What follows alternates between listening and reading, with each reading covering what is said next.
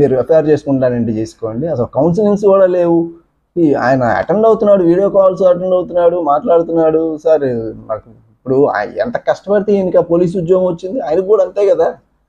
ఉద్యోగం వదులుకొని, కెరీర్ని వదులుకొని, ఏమీ లేకుండా, ఒక ఎఫ్ఐఆర్ కూడా లేకుండా వచ్చేసేయండి ముందు మీకు కౌన్సిలింగ్ ఇవ్వాలంటే ఎలా కుదురుతుంది? సరే ఎఫ్ఐఆర్ చేసేమన్నాం, అల్టిమేట్గా ఆయన కూడా ఏదో పర్సనల్ గురించి తీసుకుని ఎఫ్ఐఆర్ చేసుకున్నాడు. ఎఫ్ఐఆర్ చేసిన తర్వాత ఇమీడియట్గా పేరెంట్స్ని తీసుకెళ్ళాం, 41A నోటీస్ ఇప్పింగ్ చేసాము. ఎప్పుడైతే ఎఫ్ఐఆర్ అయిందో ది వెరీ నెక్స్ట్ డే మేము కన్సర్న్ మెజిస్ట్రేట్ గారి దగ్గర పెట్టి సో ఇన్వెస్టిగేషన్ ఆఫీసర్ పర్సనల్ ఇంట్రెస్ట్తో చేస్తున్నాడు అండి, ఇంత పర్సనల్ వెండెట్టాతో చేస్తున్నాడు, విండిటివ్ నేచర్తో చేస్తున్నాడు, రివెంజ్ఫుల్ ఇంటెంట్తో చేస్తున్నాడు అని చెప్పి ఒక 156(3) ఆఫ్ సిఆర్పిసి కింద ఒక అప్లికేషన్ పడేయడం జరిగింది. ఇమీడియట్గా జడ్జి గారు కాగ్నిజెన్స్ తీసుకొని ఇన్వెస్టిగేషన్ ఆఫీసర్ని మార్చమని చెప్పడం జరిగింది. అదే స్టేషన్లో ఇంకొక ఫిమేల్ లేడీ ఇన్వెస్టిగేషన్ ఆఫీసర్ గారికి అలాట్ చేయడం జరిగింది కేసు.